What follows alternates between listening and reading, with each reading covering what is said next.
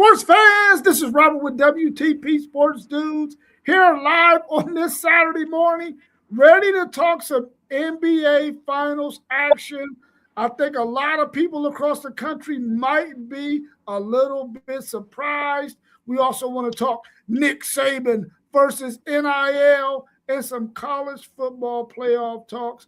We know that college football has been on the rise in terms of being in the news media. I'm here this morning with my man T1 of City League TV, also somebody else, the man of many hats. How you feeling this morning, T1? Feeling great, ready to rock and roll. It's good to see y'all, my brothers. Another beautiful day. Yes, sir, it sure is. And we also here this morning with the great Griffey Griff. How you feeling this morning, Griffey Griff? I'm feeling great, man. You know, my Knicks up 2-0, looking like we about to get our first title in 53 years. I can't wait till Monday.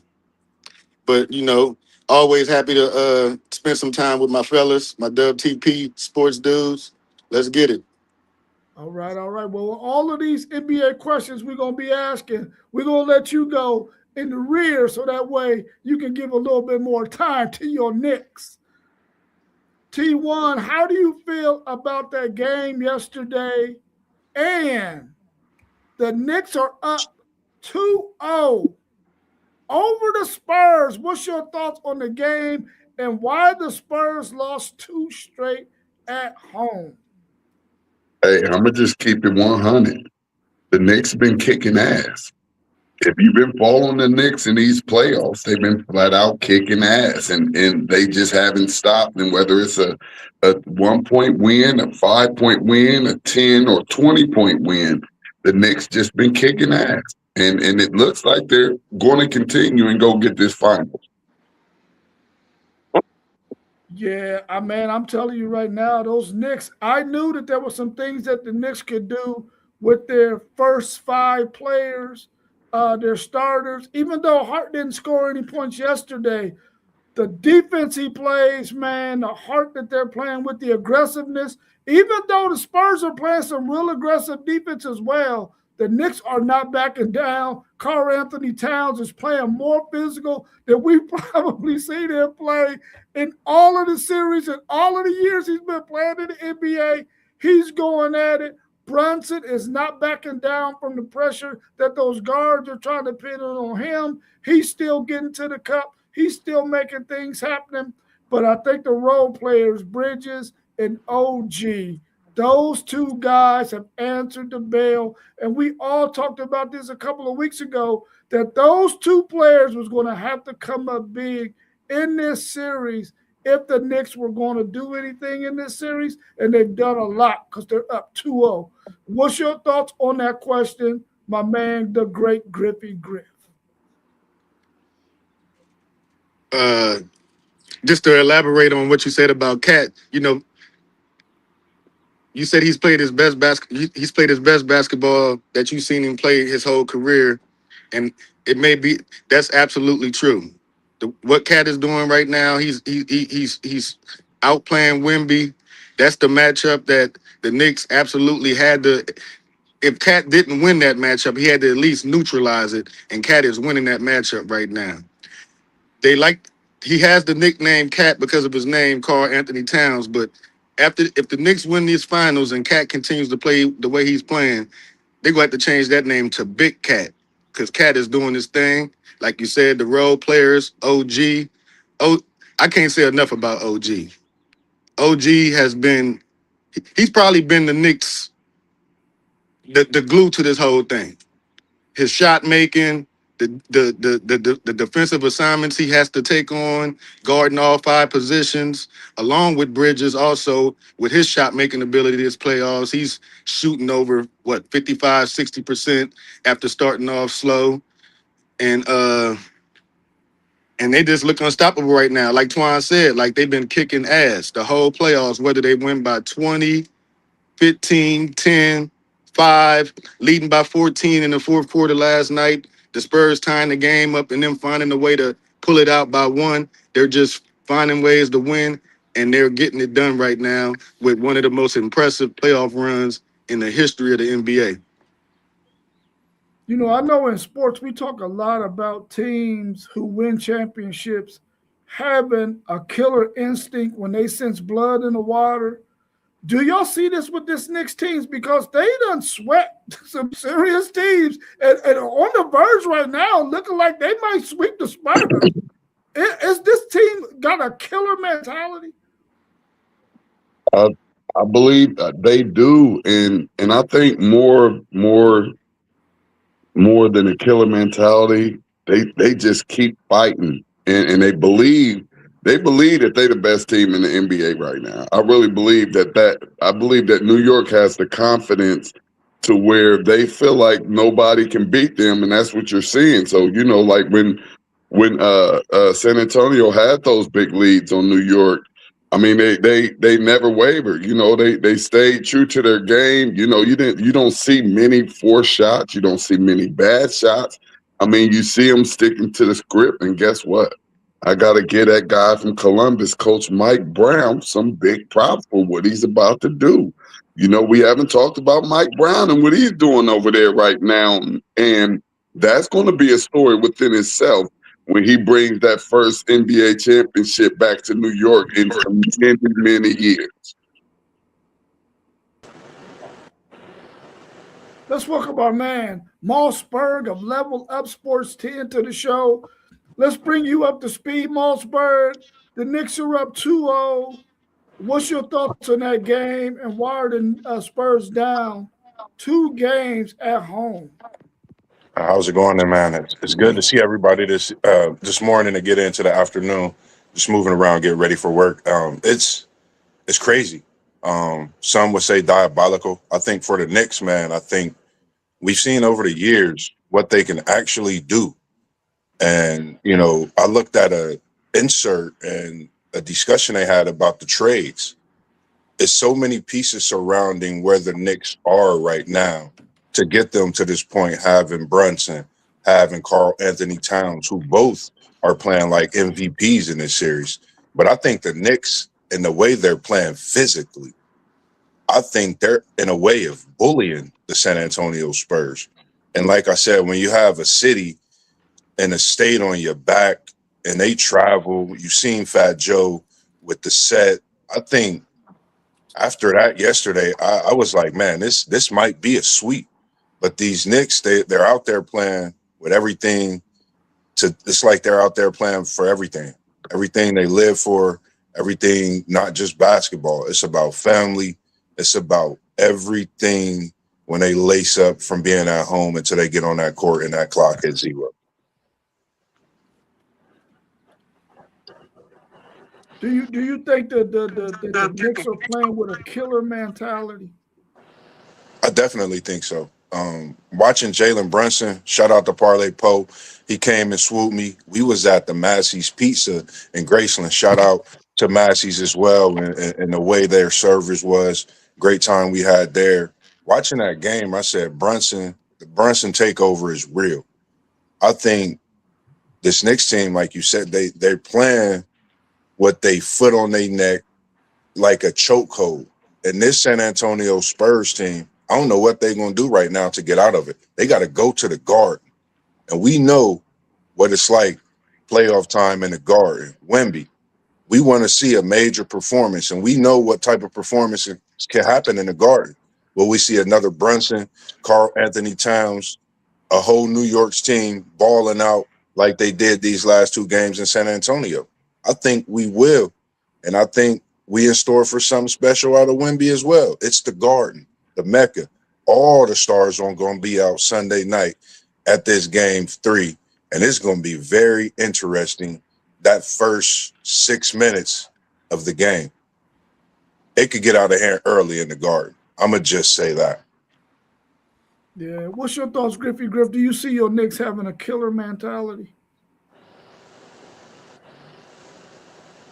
Yeah, yes, they definitely. And before I begin, I just want to say what's up to my boy Moss. How you doing, bro? I'm feeling pretty good. Shout out to your Knicks Nation, man. Oh yeah, man. Thank you, man. But to continue on the point that you made, Rob, with about Mike Brown. Also, always thought Mike Brown was a good coach. Like for him to get this championship with New York this year, he go put himself in an elite company because it's a championship that you got for New York. That's gonna be worth a little bit more than anything else. And he's getting the job done after countless coaches that came before him from many reasons, bad luck, injuries, whatever it may have been, wasn't able to get it done. Mike Brown is standing right in the face of getting the NBA championship for the New York Knicks. And like Moss said, it's not Sunday night, it'll be Monday night, Moss, game 3. They got 2 days off. Madison Square Garden is gonna be rocking Monday night. It's gonna be like you never seen it before. What you expecting from Madison Square Garden, what you done seen, I think it's gonna be something that we never seen before, especially if the Knicks jump out on this team early. Like you said, the first 6 minutes, first quarter, grab a big lead. It's gonna be hard for the Spurs to stay in that game. I expect big things. He's a star. He's gonna be ready for the big stage. I could see a 40-point performance from Wemby in the losing effort, but I think the Knicks are gonna finish this series, these next 2 games, and get this championship on their home floor with that killer instinct that you're talking about and finish these guys off. I don't think they want to play around with the Spurs and let them get a game and take this back to San Antonio and obviously send it to possibly 6 games and give the Spurs a chance to come back and win the series like they did against OKC. I see them taking the Spurs out these next 2 games and getting New York their first championship in 53 years. We're gonna start with Hey, you, just to go back up real quick, off the Mike Brown comment and how he will be, labeled as a king, if he is able to accomplish this goal and bring the finals championship back to New York. But y'all have to remember, he was once coaching the King and couldn't get over that hump. So that's going to be talked about as well once he gets this championship. And I can only imagine how great of a feeling that's going to feel for him, not only just to, be able to get that finals championship as a head coach. As we know, I believe he has 1 or 2 with Golden State, I do believe, but there's nothing like winning one as a head coach and getting that monkey off of your back because of the amount of finals that you went to when you did have LeBron, the best player in college basketball. So, man, I'm actually looking forward to him bringing a championship back to New York. I'm excited for Coach Brown, and like I said, y'all know where he's from. He's from Columbus, man. Let's welcome our man, Mr. OTZ, One Take Zaya, into the building. We're talking to Knicks right now. One Take Zaya, give us your thoughts on the game last night. And what is it about the Knicks that have the Spurs down 2-0? And do you think the Knicks have a killer mentality? Yeah, man. Hey, they match up real well with the Spurs. One thing I underestimated before the series is that core really played together in college. So I think they just locked in. I don't know. They just locked in all the way. And the matchups, it just fit real well for their squad. So man, the Knicks is balling, bro. They balling. I'm happy for my brother. My brother told me, he said, don't bet against my Knicks. Still going 7, man. It's still going 7. It's still going 7. Well, let's go to our next question. Bro is a Knick and a Cowboy fan, man. He ain't won nothing in life, I'm like, it's a good day to be a Cowboy and a Knicks fan for him because he ain't never seen nothing, I bet you rub that in too, don't you? Little bit. Let's look at our next question. We're gonna start off with you, Mossberg, and we're gonna end with our man Griffey Griff. What percentage do you get of Spurs to come back and win the NBA championship? Put a percentage on. Put a percentage on it. We appreciate you coming in as well, Andrew. We see you in here post. Appreciate you coming in with us this morning into the afternoon while you keeping it cheesy all the way in the bend and air state. For me, I'm gonna still give it 50-50. You have 7-4 Wemby. You have D Hart, and that's Dylan, who I'm talking about. One take. Appreciate you putting me on him. I just still think that this series is not over. I mean, respect to New York, but you know how this NBA is. Things can change within a game, and it only takes one game. Things can definitely change, and I don't know. I'm going to just say 50-50 for me. I know it looks 75% New York, maybe even 90% New York to some, but they play the game for a reason. I'm not counting San Antonio out. I had them in 7, and I'm going to stick to my word. These Knicks get the next one, it'll switch for sure to about 60-40, but I mean, it's just something to see. Definitely 50-50 still for me right now, man. Shout out to these Knicks and what they doing, man, for sure. Mr. OTZ, put a percentage on it for us. 100%, man. It's over. It's over. You can't drop both of the first 2 games when you got home court advantage at the crib. You know what I mean? You can't do that. It's over. Hey, this probably be, if they came back and won this series, this would probably be the greatest comeback in finals history. Our man post game said it's a wrap like a big ass sub sandwich. So he's saying 0% that the Spurs can come back and win the championship. T1, put a percentage on it. Mr. OTZ said there's no chance that the Spurs can win. He got it at 0. Post game got it at 0. What you got it at, T1? I'm give them something, and I'm gonna give them like about 5%. I got 5 on it, man. I'm gonna give them at least something, but I don't think they're gonna be able to get up out of this. But I don't trust the NBA enough either.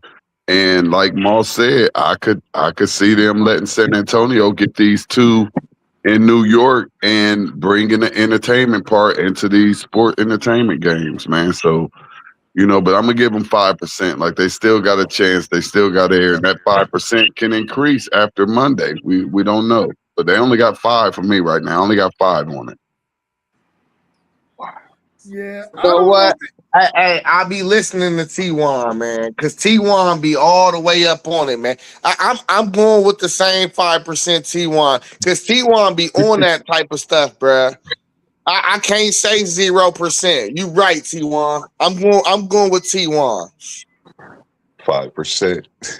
Yeah, man. Listen, man. I know that the NBA does not want to see a 4-0 sweep in their NBA finals with a Spurs team that to beat the defending champions.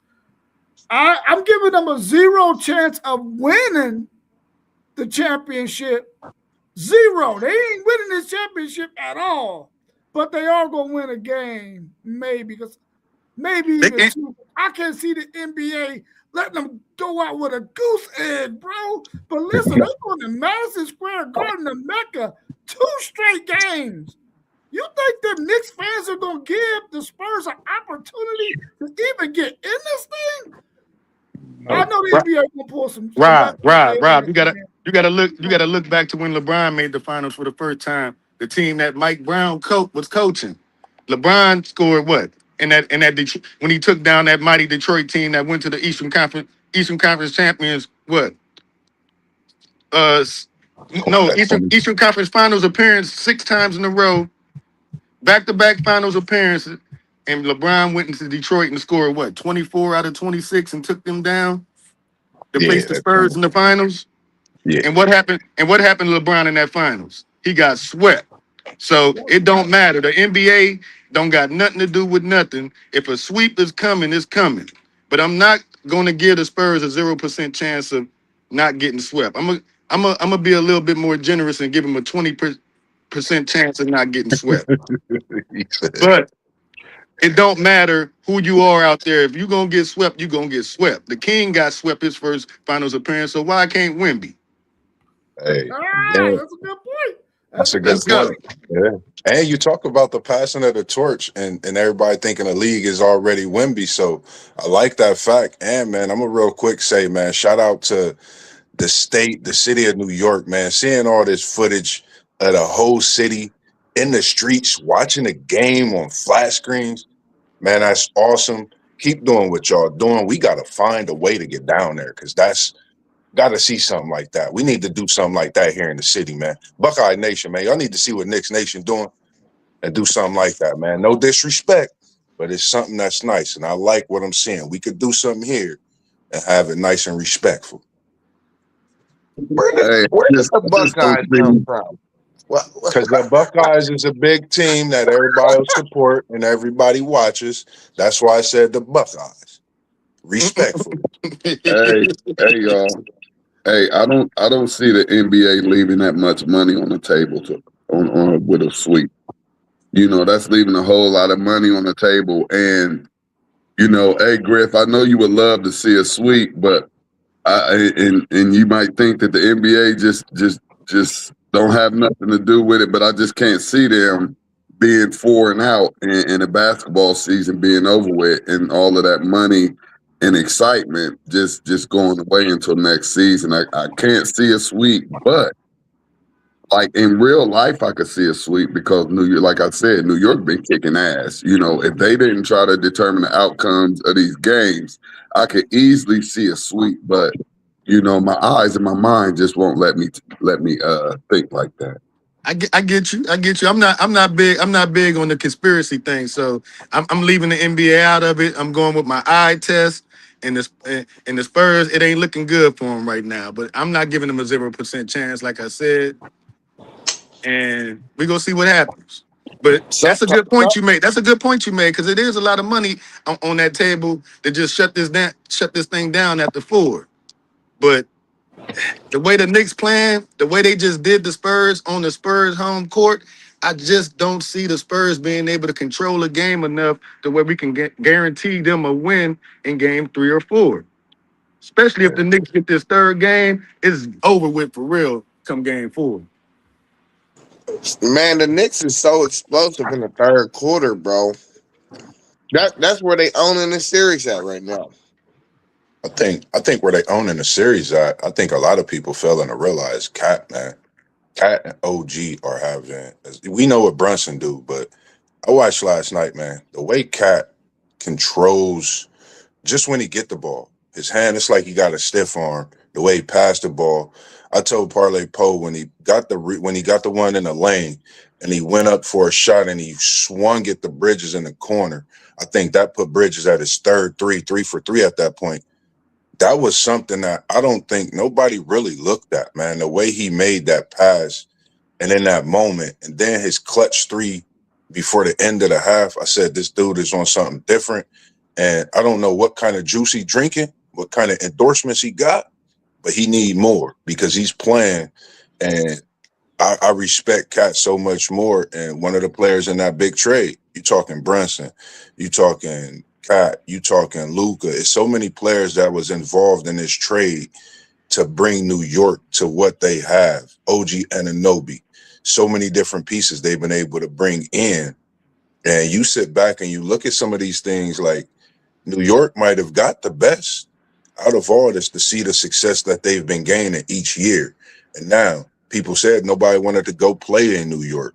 Man, I bet phones is buzzing. Everybody want to come to the big city and be a part of that New York City nation and New York's next team. That's just what I'm seeing. Yeah, The man. Most general manager in New York too, man, because what they have put together it's immaculate, man. They really have put together a great squad when you have players that, you know, they've been trying to get LeBron there. They try to get KD there. And it seems like they got their pieces and Cat is playing his best ball. And Brunson is looking like a bigger, even more aggressive Isaiah Thomas, man. When I see Brunson and just the way that he moved out there on the court and gets his baskets, man. He reminds me of Isaiah Thomas, but just a little thicker, a little bigger. I never thought about that comparison. Our Yeah, man they Mustang. Go ahead, one take. they the same. They take 30 shots to get 30 points.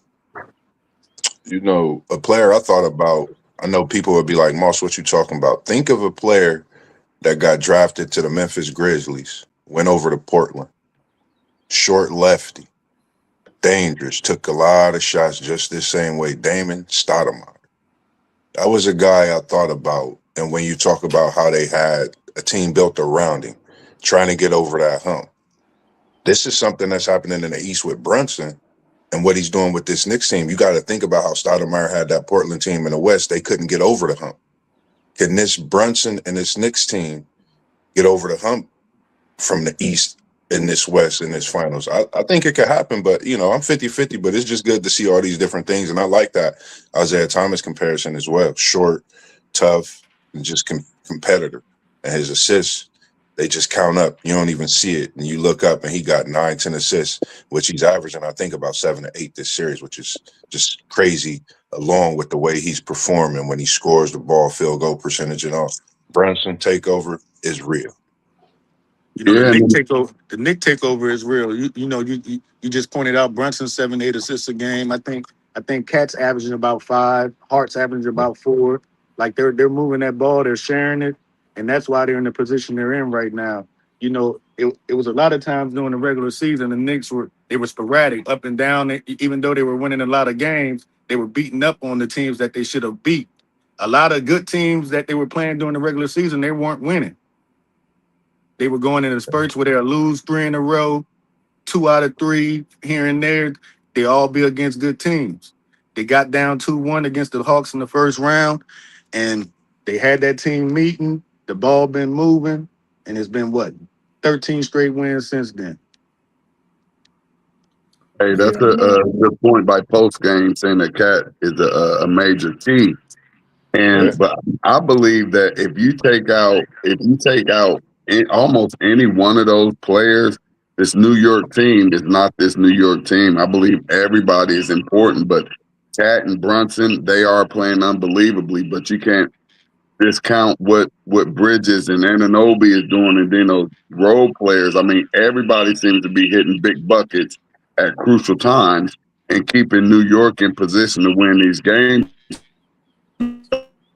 yeah. And like post game said, the way the Cat is playing, I mean, it's looking like it's going to be hard for them to lose. Like, I see a sweep, but I just don't trust the NBA enough to get it. Yeah, we appreciate everybody that's out there in the chat. Let's welcome our man SEC Sean and Jet Life to the show. SEC Sean said, "What's up, fellas? Sorry couldn't join. Had to get an oil change before heading to Michigan for the race. Enjoy yourself. Be safe. Make sure that you have a really, really good time. Take a lot of pictures and make sure you share it with us so we know, what a great time you're having." And our man Sorry. Jet Life is saying, "New York Knicks. New York Knicks, New York Knicks, Hey, New Kev, York go on with that, bro. Go on with that, bro. You be happy, All right, listen, but go on, they bro. are 2-0 on the Spurs. He got the right to be super geek, bro. Nah, nah. He already know. He been hollering. He been hollering before hollering was even started before the first game. So I don't Yeah. want to hear that, bro. It's still some more games, bro. Relax. Shout out to bro, man. He been here since we've been talking this finals talk from last week up into this week. He been in the chat, man. We appreciate you, bro.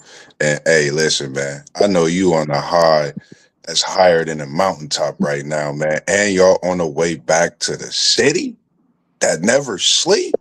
Man, they watching game 1 and game 2 all night, man. Shout out to Knicks Nation, man. It's crazy. Griff, man, I know you feeling it, man. I just got to give y'all respect, man. It's just good seeing basketball where it's at.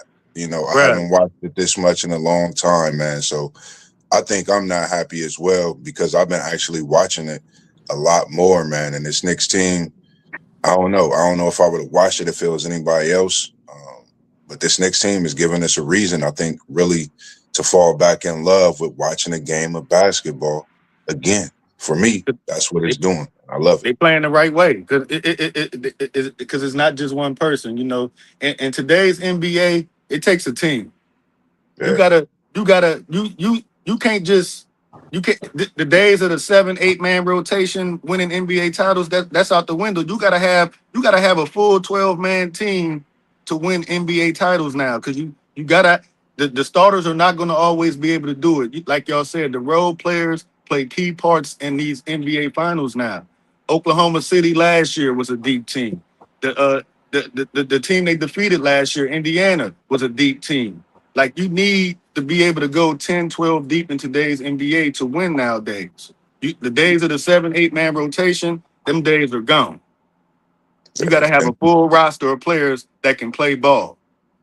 yeah, I'm glad you mentioned that. We spoke about that before the series started about game one talks about that the rotation, the bench.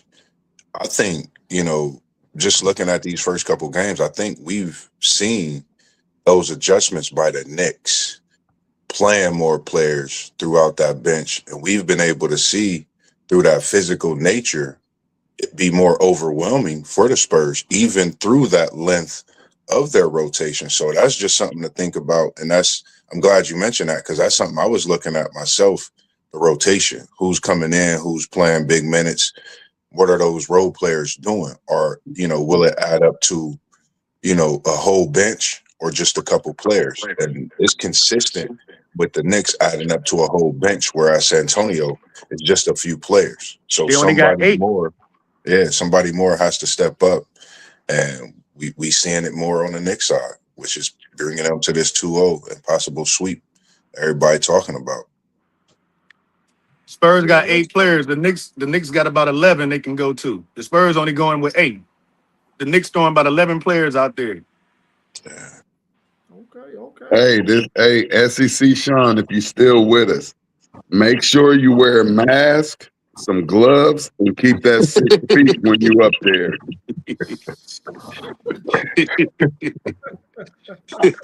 I'm just trying to protect my brother, man. That's it. Hey, can I Hey, can I say listen, one y'all. can I say one thing, y'all, before we move on? Growing up, I've been a Knicks fan since I was 9 years old, man.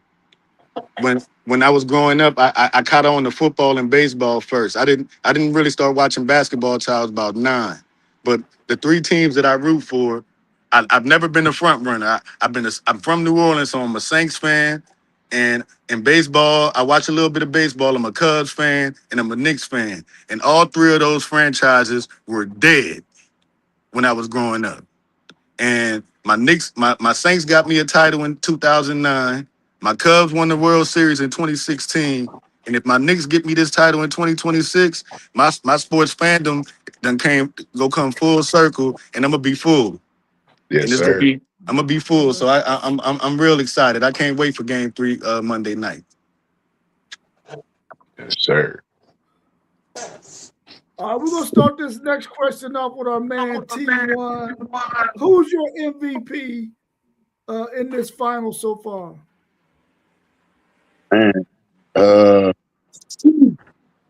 I I might would have if they keep it up. I might have co-MVPs for the first time. I don't know if you can take it away from Brunson or Cat because both of them are just so important, and that's a hard one. And I know they're gonna have to give it to somebody, but that's a really really hard one because I mean, as well as Cat is playing, Brunson is the engine. Brunson is what makes this New York team New York. He has that grit. He's aggressive. He gonna put his foot on your neck. He ain't scared of nothing. And if I had to pick one, it'd be Brunson. But I probably would have co MVPs maybe for the first time. Both of those players are playing amazing.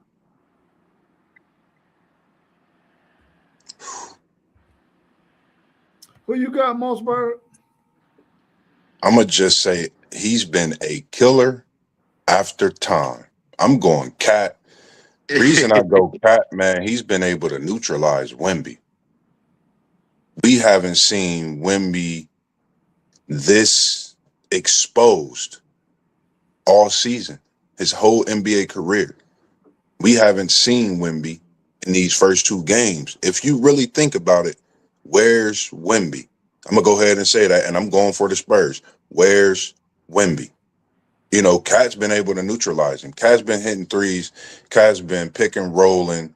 And even with the adjustment San Antonio made last night, you see him get the ball, he hold the ball, he overlooks the defense and makes the moves. And he does work. When he got the crossover last night off the one step to the cup, I said, Cat is in a different bag.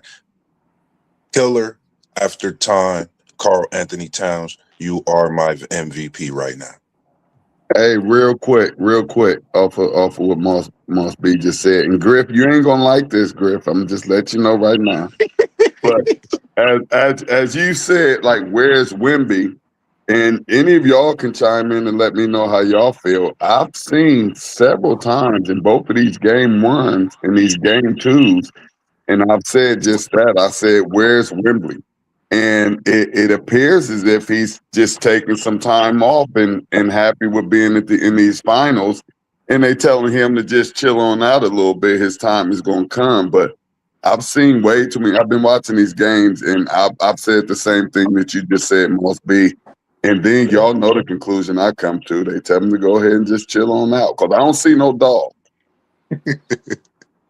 Hey, the dog is out there. He's just been neutralized.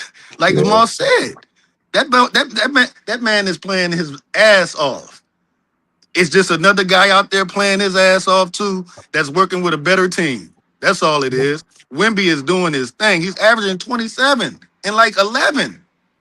If Wemby's not to be found averaging 27 and 11, I don't know what else to say. He's out there. He's just playing against a better team that's more experienced, more hungry, that's just making the plays at the right time when they need to be made. Like Wemby made a costly mistake last night with that turnover when they had a chance to go up late in the game, and the Knicks end up getting the steal and going up. That was the turning point in the game for real. They came back from 14 down, sparked by Wemby. Wemby had what, 7 in the first half. He scored 22 in the second. He showed up. Hey, you just hit it too, Chris. He's just been neutralized with Cat. Cat had what? Cat, he outscored Cat last night, but Cat was 8 for 12 from the field. Cat been the efficient Cat is the Cat that's winning these games. Now, if Cat would have took 23 shots to get them 22 points, the Knicks don't win this game. Hey, You know what I mean? So he's been totally neutralized by Cat. He's there. But his team, he just doesn't have a better team around him than Cat has around him. That's what it comes down to. And here's my point. There is no Cat when he's doing these just careless turnovers. There's no neutralization of him when you see him just basically throwing the ball over and just giving it back right back to New York. And those are the moments that I talk about when I say, okay, now something just ain't looking right. I mean, we all know don't throw the ball to a player who's not looking at you, then a ball hitting them in the back. So, you know, that's what I'm talking about. And I agree with you. They are New York kids playing some great defense on him. But as you said, too, he's still getting his bucket. So I don't know how you're neutralizing anything. But I say we know that he's capable of a 35, 38, 40-point game. And that's what it's going to take for them to be able to get up over this hump. But when you talked about the turnovers, that just made me think about the 2 or 3 that I saw in the game last night. And those were very crucial and in very crucial moments and has nothing to do with, New York playing good defense on him. I just had some times where I had to scratch my head about quite a few of his decisions or lack thereof. You know, that just probably comes from inexperience, trying to do too much. You know, he's 22. This is his first playoff appearance. What we expecting from this guy? We expecting him to dominate the Knicks, to come out here and put up 35 and 15 with 5 blocks a game and take over the league this year. He doesn't have a better team than the Knicks. That's why he's not doing that. When the team adds probably whatever they go do come next season or get better with a few more years of experience like the Knicks have, then Wemby's going to take over this league. But this year is just not the year for it. the Knicks have a better team. If the Knicks don't win this series, it's gonna be a monumental collapse that comes behind it. And Well, when I that say ain't gonna happen, Griff. You ain't gotta worry about that, bro. because I was about to say, when I say neutralize, what I mean by that, just think of the physical nature that cats bring. He's neutralizing any and everything that Wembenyama really wants to do. Wembenyama, he's getting his points. I know what he's going to do when it comes to that. Neutralize, he can't do what he's used to doing. He has to think. He's turning that ball over. Key moments of the game, you could put them together in the last 2 minutes. The last two games, he hasn't been able to do anything to go against what Cat's bringing towards him. So that's what I mean by neutralizing what he really wants to do, but he's doing other things to make it work. And just, we seeing how great of a player he is. No disrespect to him, but I just think that's how I see it when it comes to it. And like Andrew saying in the chat, man, Fox got to step up, man, big time, big time. Definitely. Hey, Yeah, shout out to Griffey Griff. Shout out to Jet Life, man. Y'all stayed down until y'all came up, man. That's really commendable. Um, listen, I get what we saying about Wemby. Wemby is here. Wemby is showing up. He's not really even necessarily been neutralized. I think we need to highlight somebody like De'Aaron Fox. You a $200 million man, bro. You know what I mean? We need, if we see that some of these other guys, these younger players, and some of these other role players aren't really giving you what they gave you previously. We need to see a 25 piece out of you. We need to see 12 assists out of you. You a $200 million man, bro. You need to start acting like you're a supermax player, bro. That's the player we need to highlight. Not Wemby. Wemby is doing what he's supposed to be doing. Wemby is definitely doing what he's supposed to be doing. De'Aaron Fox, where you at, bro? I gotta put an APB out for you. And even though I felt like he played well, like when you looking at certain players, bro, you're getting paid as a top player in the league, bro. I need to see top player in the league performances. You know what I mean? Forget all that. That's why we was mad at Tobias Harris for all them years. You know, we need to see top level player of the NBA from you performances. Like this is the last series of the whole year. We need to see your all, and I don't think we seeing it. Not yeah. Who's your MVP? Yeah, I'm gonna go with Cat. I like what Moss was saying about Cat. Cat is definitely neutralizing Wemby, and the NBA is not shy of giving a player an MVP based off of their defensive prowess. You know what I mean? We seen it with Andre Iguodala when he played next to Steph Curry.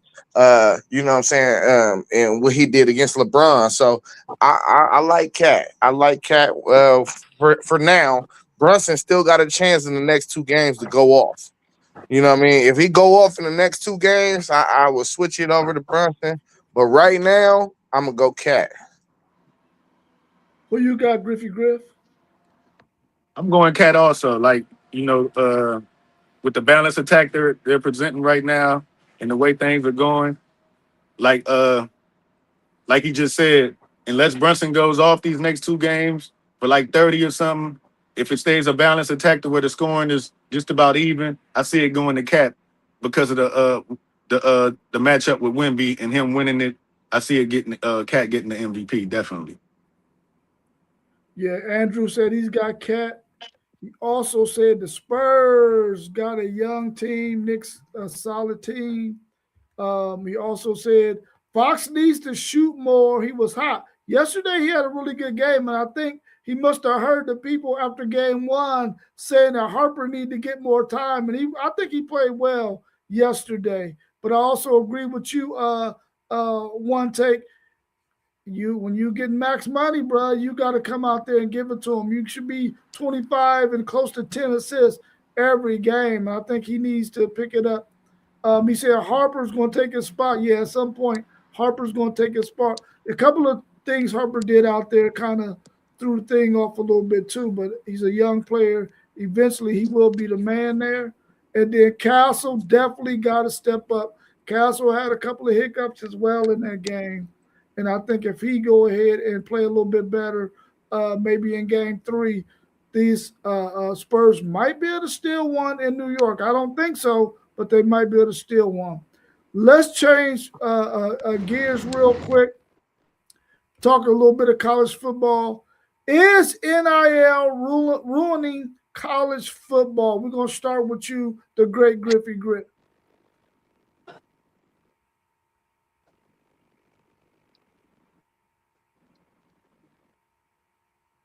Okay, he might be having some technical difficulties. Let's start with you, One Take Zaya.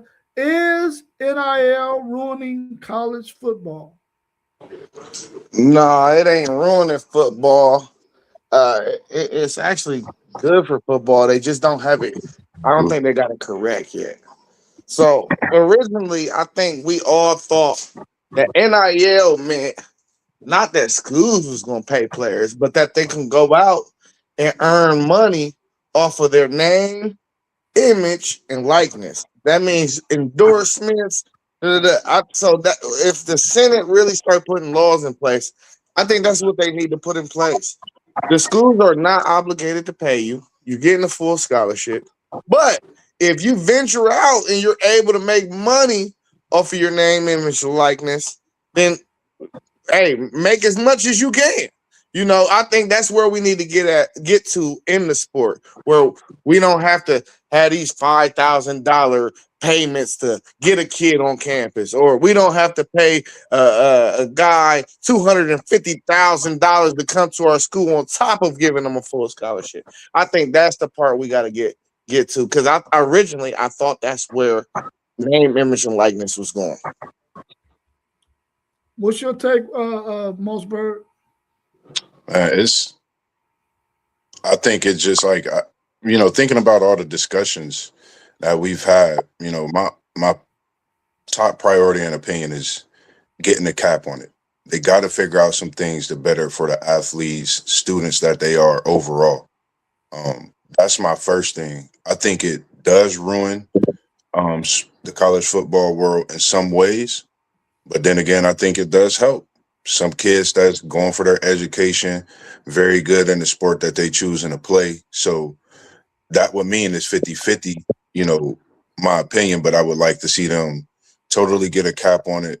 And I think it's going to have yes, it's ruining college football. No, it's not ruining college football. I think it's going to go both ways until we really see with the cap on it and things handled the right way, the real outcome of possibilities more to come back and answer this question. I think we can come to this question at different points, even throughout the season, seeing some of the things that's happened in the portal, players that's whether left for coaches, and I've had a conversation with a guy, if you go back and check out Level Up Sports 10 page, athlete that played football. Sometimes you don't leave, because of the money.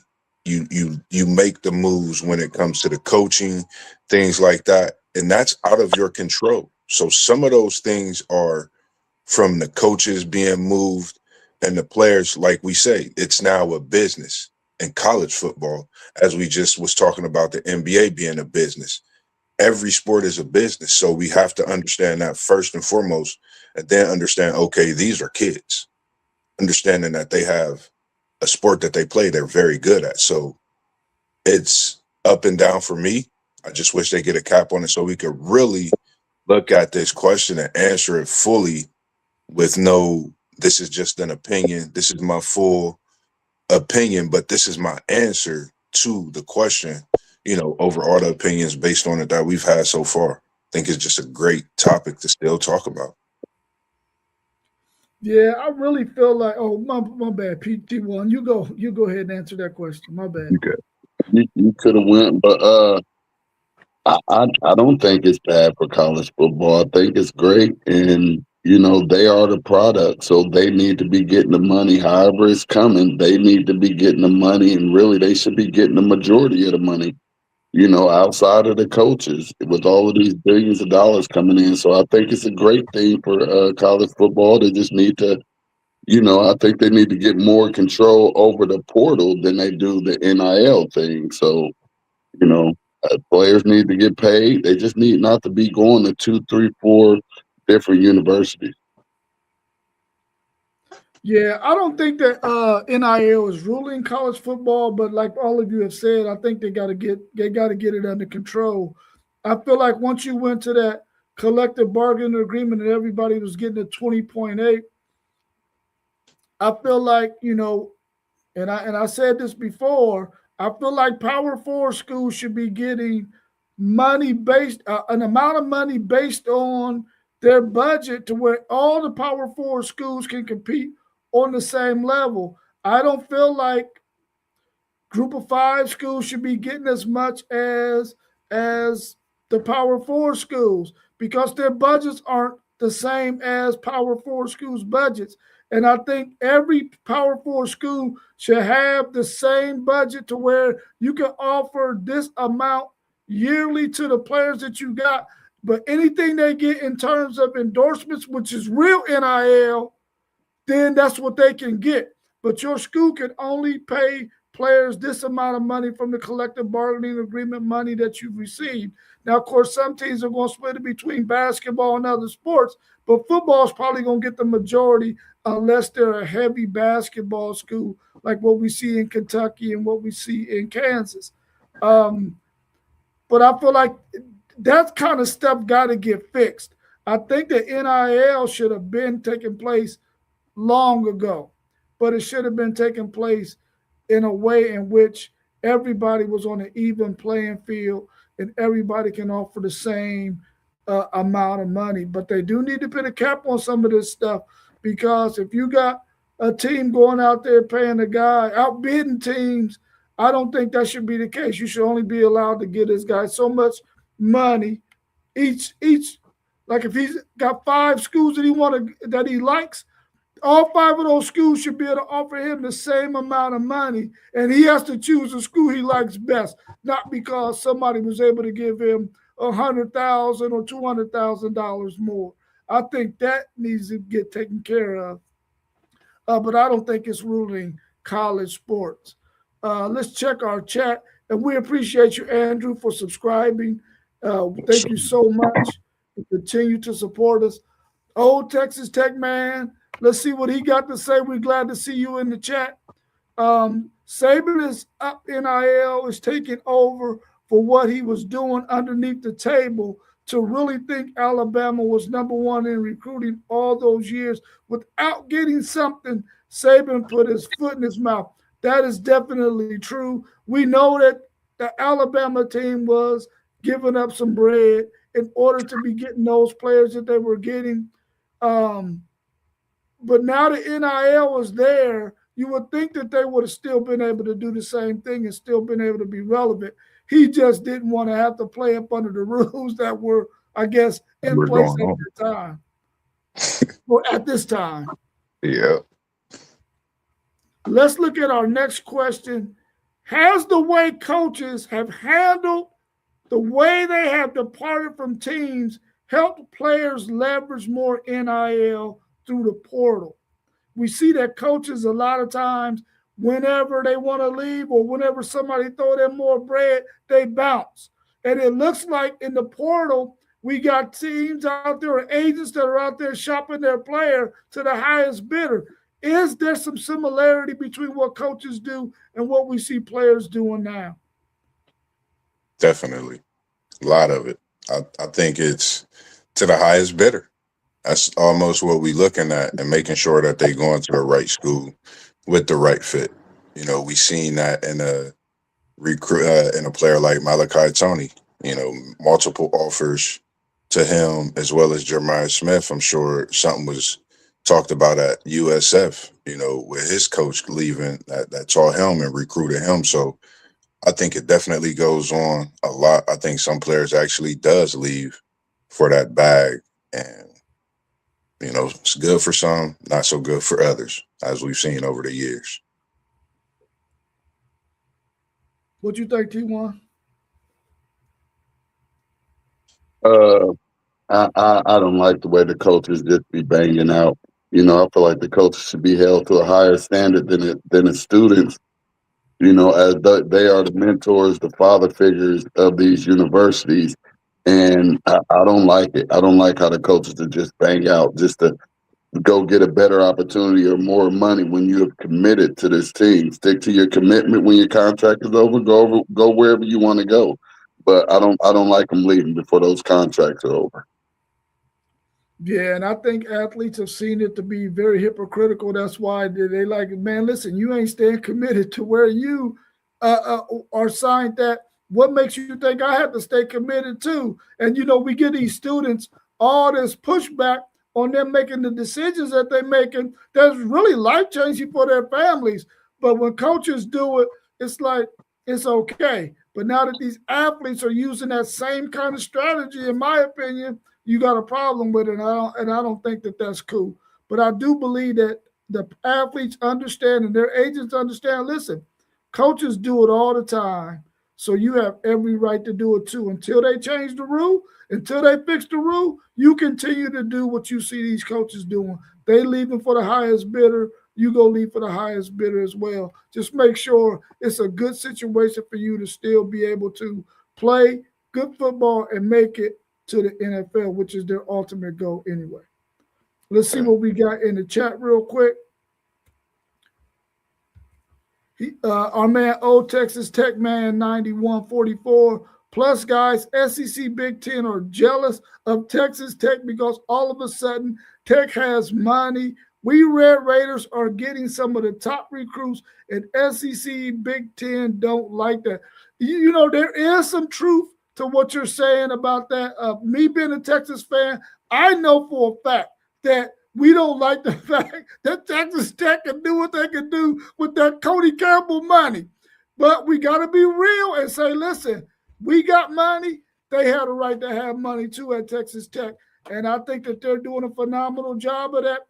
And I think as long as Texas Tech is doing what they're doing, they're going to always have an opportunity to make it to the college football playoffs and win the Big 12.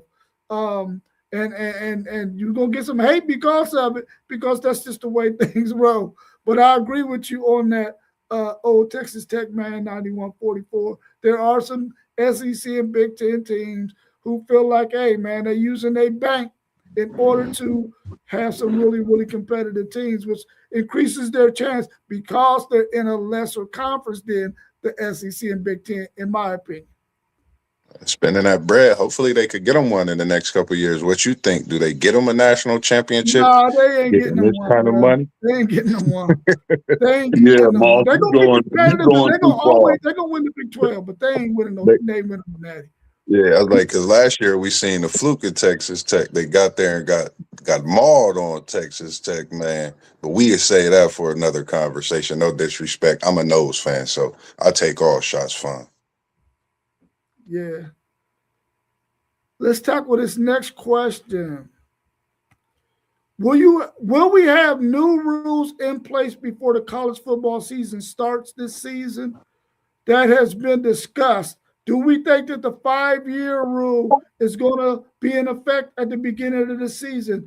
Do we think they're going to fix something with NIL? Do we think they're going to have something in place for these coaches not to be tampered with before their season is over? Is there any rules out there that we think might be in place before this season starts? I hope so. I definitely hope that 5-year rule. I hope that's taken care of. I just the transferring and all of that stuff. I hope that they change something. I hope that they change something. I like the NIL.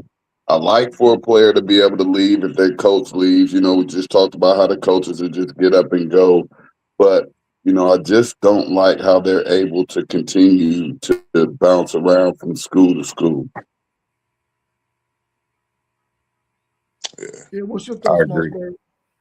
I totally agree with him. Same way. I don't like the fact that how they do bounce around from school to school. I've been looking at quite a few articles. It's like a normal thing for you to be at 4 or 5 schools, some 6 schools, coming back after going over to the NBA or your professionals, all this different stuff. I think they have to definitely get something in place. I hope it's the 5-year rule, and I hope it's everything surrounding this NIL. We talked about the tampering. I think that's something that'll continue to go on. That'll be one of the hardest things to kind of deal with so much technology going on nowadays. But I think we definitely got to get something going with this NIL and so much more. Yeah, I really feel like the 5-year rule and the one portal transfer rule is two of them that they can get fixed. It can go into effect right now. Now, I don't. If they do the 5-year rule, are they going to affect? Are they going to make that affect Trinidad Chambliss?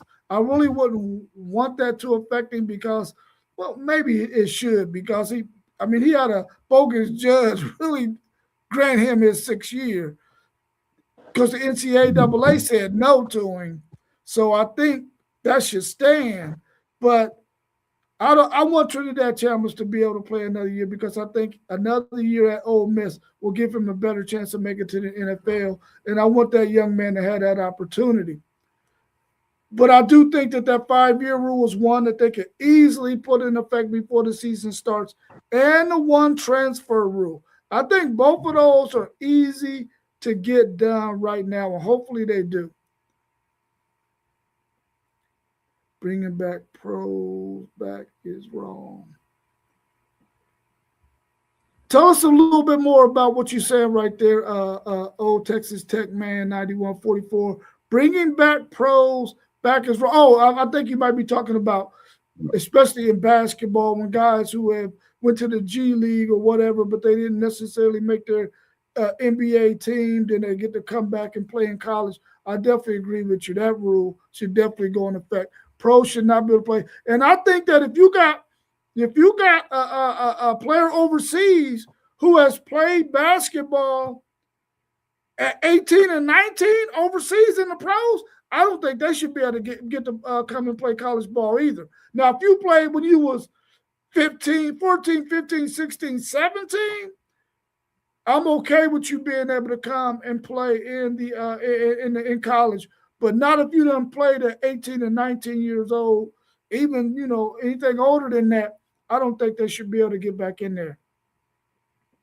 Because they already playing with grown men at that point, and then to come back and play with younger men just starting to develop, growing into themselves.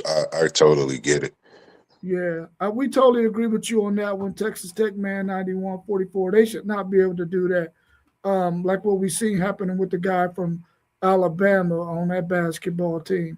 That stuff should not be happening. For sure. Hey, I forget what team it is, but it's a university where they done picked up a whole starting 5 of players that were professional. Do any of y'all remember what university that is? I don't want to say the wrong team, but I know what you're talking about. I just don't Yeah, want to say they the got wrong 5 players that was out of college basketball and overseas or in the G League, wherever it was, but they didn't put together a little semi-pro team in college ball. So we're gonna figure it out. We're gonna find out next year, but it's gonna be interesting to see how that team does moving forward. Yeah, there's been a lot of talk about Nick Saban. Should he be on this committee of people who, and with these politicians making these laws or these changes or having these discussions about the issues in college athletics? If you had to assemble a group of people to figure out how to help college athletics, who are some people you would pick and or represent during these discussions? Is there any names out there? Are there any groups out there that you think should be involved? What's your thoughts on that question? That's a great question. I would when you think of college football, you can't not think about Kirk Herbstreit. You can't not think about Nick Saban. You can't not think about Urban Meyer. You got to go now to some of the guys that coach, not just in some of these games, but spoke on some of these things even. Maybe it'll open a door of them, expressing their thoughts and okay, time has passed, and what happened then is we've seen so many stories come out about how players was getting money and coaches and things like that. Maybe they do hold something and know the mathematics of what could be better and bring the right people around them within that committee. I think something definitely has to change, but I would like to honestly see Kirk Herbstreit, Mac Brown, another name, and as well as Nick Saban on this board to see what they, those minds could bring together and making something better for these athletes overall. And a top advisor, someone that knows what they're doing when it comes to this, to actually have a hold of it too. I don't like Nick Saban on that. I don't agree with you with the Nick Saban. I don't trust Nick Saban to make sound decisions for everybody. So that will be the first one that I would not have on my board, and that's a really hard decision to make. But I would actually want somebody and some people on the board. You don't have to necessarily be affiliated with sports. You just have to have a brain and want to come up with a right decision that fits everybody, the players, the coaches, as well as the universities, and not looking at it with your football eye or your basketball eye. Just more of a common sense. Like you almost could have some regular people like myself. I would choose myself to be the president, actually, if they was putting one of these boards together, because I know I'll make great decisions outside of picking my women. Oh.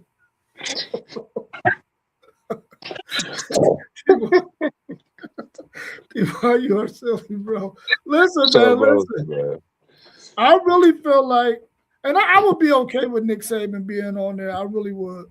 I really feel like somebody like Rick Neuheisel, who's been a college football coach, who's been a college athletics coach, who's also a really, really smart guy. I think he's an attorney as well. I would like to see him. I like to have Mac Brown on there. I think that there should be a coach of each conference who the conference elects to be somebody to be on that board as well. I think that there should be a player or two from every conference that should be elected to go do that as well, to have an actual physical college athlete from whatever sport to be on there as well. Now, there's going to be a lot of people, but I think that you got to have somebody that's actually playing in college athletics in that space as well. You can't, like, these are the people who you making decisions about, they got to be in the room. So I think that you got to have them in there. There has to be some kind of Asian in there. So there's got to be a handful of people that I feel like should be there because they're involved in the transactions that take place within college athletics. So I would like to see that happen. I would even like somebody like Herbstreit or Urban Meyer to be on there because they represent the media side of it. So somebody from the media as well. But I think it could easily get done, but they got to be willing to allow even some of the tougher, like a lot of people don't feel like Nick Saban should be there. But I think Nick Saban will do right by college athletics because he ain't got no skin in the game now. He's not at Alabama coaching. So I think he'll be fair. I think he'll be fair. Let's look and see what we got in the chat before we go to this last question. All right, let's go on up. Parlay Poe in the building. Parlay Poe in the building, man. It was a good time last night, man. Just sitting that Massey, what it man. do, Parlay? Yeah, here's our last question that we got in the chat.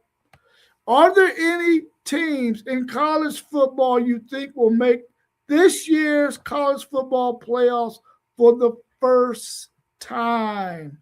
We got teams out there that have not made the college football playoffs. Do you think that there's a team out there that has a chance this year? I'm gonna say USC. USC. Like USC. That's just a team that shot out to me. I just like that USC team. I don't know what it is. I just think what they have been doing, what they recruiting, I think this is a year they could actually get in that playoff finding their not comfort, but finding their way in the Big Ten now. They know what it's like. They've recruited in a way to possibly compete for the next few years. So I'm gonna say possibly USC. Yeah, I'm not going to pick a team, but I'm somebody even if it's one of those the group, whatever. Not Yeah, your sure who though. audio choppy.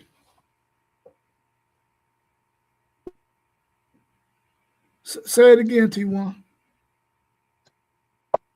No, I said I'm not picking an actual team, but I feel like somebody new will make it. Yeah, I think somebody new might make it too. I like that pick of USC. I think USC has a chance to make it. They're a really tough conference though, but I think they're a team that can make it that has not made it if things fall the right way for them. Parlay Post said the normal suspects, the teams that we know have been good over the years. It might just be their time to get in there. I think with the situation with Texas Tech and they not know if Sorsby is going to be able to play quarterback this year, I think the Hammond kid is going to be nice for them. I just don't know experience-wise is he going to be ready to lead them, even though the rest of their team is going to be really, really talented. I'm going to pick BYU. I think BYU can be a team that if Texas Tech stumbles because they're trying to get their quarterback thing together, BYU might be a team from the Big 12 that can sneak in there and steal that spot. I still got Texas Tech as the favorite, but I think that BYU has an opportunity here to possibly creep in there and get in there. I think Parlay Post said LSU, but I think Joe Burrow and them made it back when he was playing there. I think it was a 4-team then, I think, but I could be wrong. Might have been right up there. Yeah, so I think that there's a chance of that.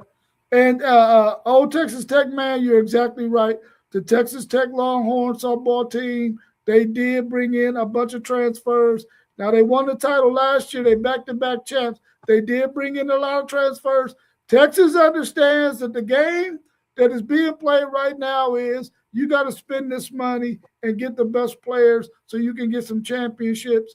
And Texas is just playing the hand that's dealt to them. They do like what everybody else is doing. And it's across the board. Everybody wants to win championships. And we know right now, the way the landscape is played, you got to pay to win championships. And Texas ladies, congratulations to them. They beat a really good Texas Tech team 2 years in a row. That's the thing that's so fascinating about it. Both of these teams made the College World Series last year in softball on the ladies' side 2 years in a row, which means that Texas Tech is right there as well. And I like that. They doing what they got to do for sure. Oh, he said Kurt Francis might be y'all's quarterback. I thought his name was Hammond. Maybe I'm thinking about somebody else. Okay, Kurt Francis. Hopefully that'll happen. And I really hope that at some point, if we get to the point where Texas Tech and Texas can play again in football, I know right now they're going back and forth and they're kind of talking trash to each other. But I think just like when Texas and Texas A&M went away, I think that affected both of those universities in terms of having that rivalry. I think the same with Texas Tech and Texas will be the same way. I think they should play Texas A&M as well. That might be a little bit too much for Tech, though, to have to play both of those SEC juggernauts. Yeah, but in one season without Sword. I think that's something that should happen at least every other year. Those schools should play each other because, Texas can't continue to play a 9-game SEC schedule and think they're going to play the likes of Ohio State, Michigan, Notre Dame, teams of that caliber every freaking year. It's just not. It just doesn't make any sense. Even though I know as college football fans, we want to see that. Anything else y'all want to discuss before we wrap up? That's all I had in the questions. Not at all, man. Just great stream, man. Great show today, man. I'm getting ready to go cook it up, man. on this west side of 270 today, man. I got to go cook up till about 9. So that's what I'm preparing for myself. All right, cool. Anything from UT1? All right, He cool. must not be there. Yeah, so he said Kurt Francis will probably start until Hammond is ready. That makes sense too. So hopefully they'll get that quarterback situation handled, man, and they'll be really competitive like they were last year. But y'all, since that's going to be it, I appreciate y'all joining today. Thanks everybody in the chat. Make sure you hit the like button, subscribe. Go check us out on Patreon and on Spotify at WTP Sports Dudes 2026. Also, go check out our website, WTPSportsDudes.com. We're out of here. Everybody enjoy the rest of their Saturday, and please be safe. For sure. Yeah. Peace. Peace out, y'all. In the building now. We up out of here. Love y'all, fellas. Love you too, Same bro. here. Love you too, bro.